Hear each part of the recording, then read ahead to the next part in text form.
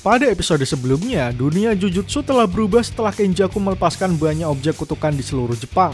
Hal tersebut membuat kondisi negara menjadi tak stabil. Sementara itu, petinggi Jujutsu mengumumkan bahwa eksekusi Yuji harus segera dilakukan. Dan yang akan menjadi eksekutornya adalah Yuta Okkotsu. Sementara itu, Megumi kini ditunjuk menjadi pemimpin klan Genin. Naoya yang tidak bisa menerima wasiat ayahnya berencana membunuh Megumi bersama wadah Sukuna. Namun saat Naoya, Yuji, dan Choso sedang bertarung, tiba-tiba saja muncul Yuta yang memiliki energi kutukan yang sangat besar. Bagaimana kelanjutan ceritanya? Mari langsung saja kita membahasnya.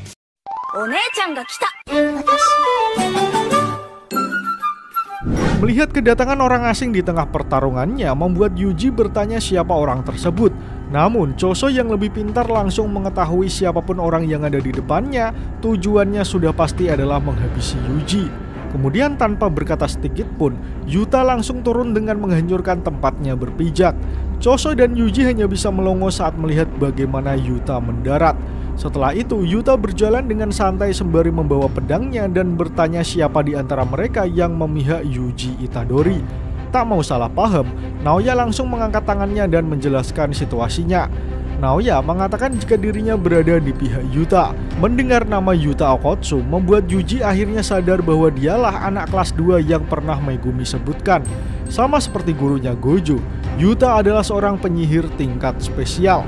Sementara Yuta sendiri bertanya siapa sebenarnya orang yang mengangkat tangan. Kemudian Naoya mengenalkan dirinya bahwa dia adalah sepupu Maki dan tujuannya juga ingin membunuh Yuji. Menimbang situasi yang ada di depannya membuat Choso berpikir bahwa Naoya adalah penyihir tipe kecepatan. Namun ada rahasia di baliknya. Keduanya sama-sama mengincar Yuji. Oleh karena itu, Choso berencana membuat Yuji melarikan diri dari Yuta.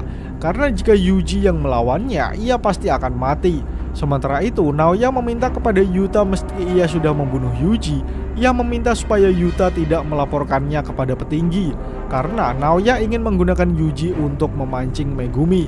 Kemudian Yuta pun menyetujuinya dengan syarat Naoya harus mengurus Choso. Kini keempat orang tersebut mulai bergerak. Niat awalnya Choso ingin menahan Yuta, sehingga Yuji mempunyai kesempatan selamat lebih tinggi. Namun sialnya, pergerakan Choso langsung ditahan Naoya sehingga Yuta bisa berlari mengejar Yuji yang mencoba menyelamatkan diri.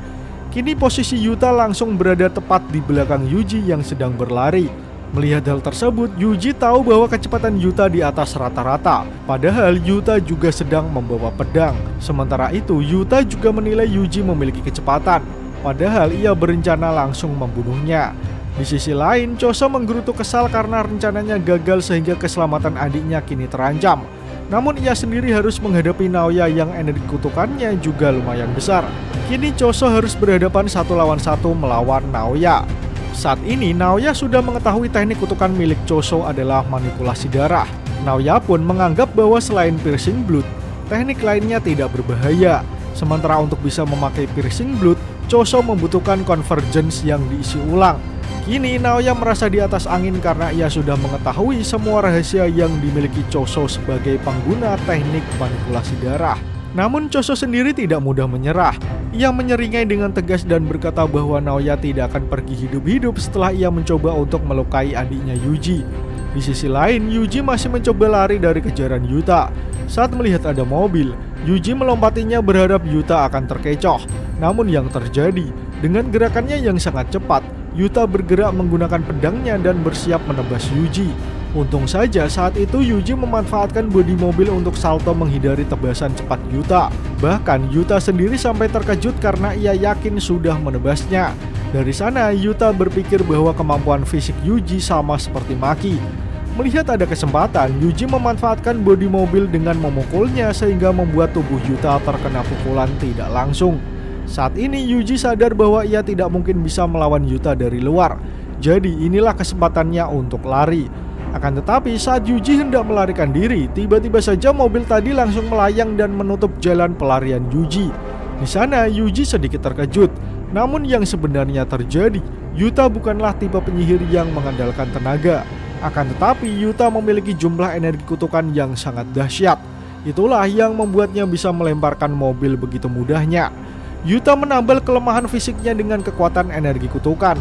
Sebenarnya semua penyihir melakukan hal tersebut, namun dalam hal ini energi kutukan Yuta sangat berbeda. Kemudian Yuta mengatakan kepada Yuji bahwa sebenarnya ia memiliki kutukan yang lebih banyak daripada Gojo. Yuji pun terkejut mendengar hal tersebut. Namun Yuta menjelaskan bahwa karena Gojo memiliki Six Eyes, dia bisa mengefisiensi penggunaan energi kutukan hingga hampir tidak berkurang. Itulah perbedaan antara Yuta dan Gojo. Meski Yuta memiliki energi kutukan yang besar, ia masih bisa kehabisan energi kutukan. Kemudian ia meminta Yuji untuk menyerah. Lalu tiba-tiba Yuta langsung menyergap Yuji menggunakan pedangnya. Yuji pun hanya bisa menghindarinya tanpa bisa menyerang balik. Kemudian Yuji teringat perkataan Todo. Seorang penyihir elit memiliki akurasi yang sangat baik dalam mengendalikan energi kutukan, sehingga sangat sulit memprediksi serangannya. Yuji memahami akan hal tersebut, namun dalam hal ini kondisi Yuta benar-benar sangat berbeda. Seluruh tubuhnya termasuk pedang yang ia bawa selalu dialiri energi kutukan. Oleh karena itu serangan Yuta selalu tepat sasaran, bahkan bisa menyempitkan dampak hingga batas minimum. Melihat hal itu, Yuji mulai paham akan sesuatu, dan ia berkata bahwa ia masih belum boleh mati. Sebelum kalian lanjut nonton, bantu kami untuk menekan tombol subscribe dan nyalakan loncengnya supaya kalian tidak ketinggalan informasi menarik dari channel Tokunimo. Pertarungan ini menjadi sangat sulit bagi Yuji karena yang ia lawan adalah sesama penyihir. Apalagi Yuta adalah penyihir tingkat spesial.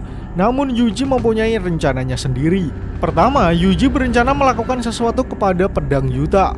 Karena sekuat apapun Yuji memperkuat dirinya dengan energi kutukan, Yuta akan langsung menyincangnya jika sampai terkena tebasan. Berkali-kali Yuji mencoba menghindari pertarungan langsung dengan Yuta. Namun berkali-kali juga Yuta berhasil mengejar Yuji yang mencoba berlari. Pada satu momen Yuji meloncat dari dalam mobil. Kemudian dari depan Yuta sudah bersiap mengayunkan pedangnya. Akan tetapi saat Yuta bersiap menebas Yuji, tiba-tiba saja Yuji mampu menahannya dengan sebuah benda tajam. Ternyata Yuji berhasil menahan serangan Yuta menggunakan pisau yang entah ia dapat dari mana. Namun setelah mengingat kembali, Yuta memperkirakan Yuji mendapatkannya dari dalam mobil tadi. Yuta menganggap selama itu bukan senjata terkutuk tingkat khusus, tidak ada yang perlu ditakutkan. Kemudian keduanya kembali bertarung menggunakan senjatanya masing-masing. Yuta dengan pedangnya sementara Yuji memakai pisaunya. Namun tanpa diduga ternyata Yuji mampu mendesak Yuta menggunakan pisau yang ia temukan. Yuji terus meyakinkan dirinya untuk tidak takut. Ia hanya harus terus mendekat sembari mengalirkan energi kutukan ke pisaunya. Namun sebenarnya pengendalian energi kutukan Yuji terhadap senjata belumlah cukup baik. Itulah yang disampaikan Gojo kepada Yuji sebelumnya. Sehingga saat Yuta kembali mendesak Yuji menggunakan pedangnya, perlahan tapi pasti pisau Yuji terlihat terkikis dan hampir patah. Itu semua karena Yuji memang belum sempurna dalam mempelajari penggunaan teknik tersebut. Sementara Yuta menganggap bahwa Yuji terlalu fokus pada pedangnya. Sehingga tanpa sadar pertahanan Yuji terbuka begitu lebar dan Yuta langsung menendangnya. Yuji yang menerima tendangan tersebut merasakan sakit luar biasa.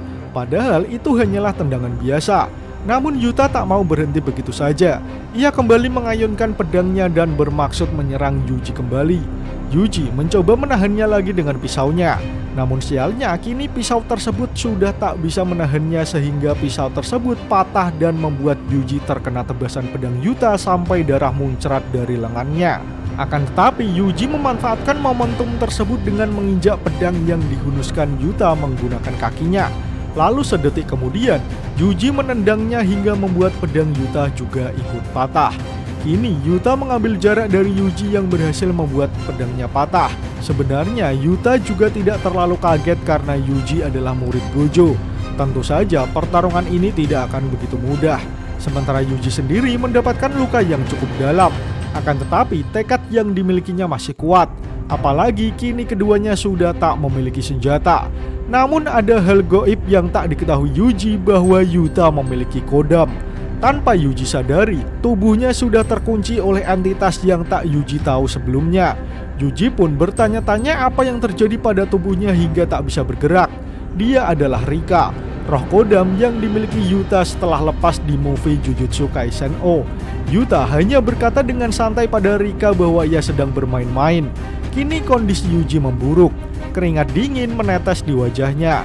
Yuji tak tahu dari mana datangnya Rika. Bahkan Yuji juga tak tahu apakah Rika itu roh atau Shikigami. Yang jelas cengkraman Rika sangat kuat hingga membuat Yuji tak bisa bergerak. Kemudian saat Yuji dipegangi Rika, Yuta langsung menusuk dada Yuji menggunakan pedangnya yang sudah patah. Darah segar mengucur deras dari dada Yuji. Sementara MC kita hanya bisa melongo tak percaya. Di sana, Yuta pun hanya bisa meminta maaf kepada Yuji Itadori karena ia terpaksa melakukannya atas perintah petinggi Jujutsu. Sementara Sukuna yang ada di dalam tubuh Yuji hanya bisa menggerutu kesal karena sepertinya ini akan menjadi akhir dari hidup wadahnya saat ini. Namun sedetik kemudian, Sukuna mengubah ekspresinya. Tiba-tiba saja ia tersenyum seolah-olah rencananya tetap berjalan tanpa halangan. Sementara itu, kita kembali ditunjukkan pertarungan Choso melawan Naoya. Sepertinya kedua lelaki ini masih bertarung dengan cukup ketat.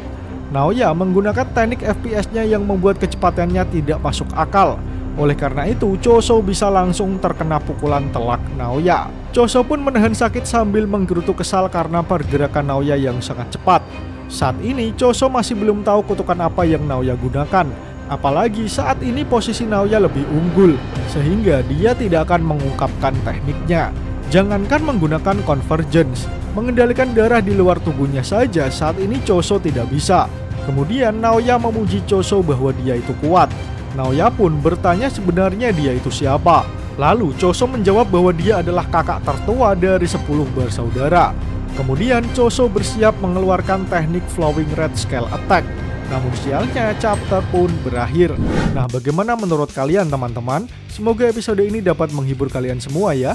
Akhir kata, terima kasih sudah menonton video ini hingga akhir. Sampai jumpa di episode selanjutnya.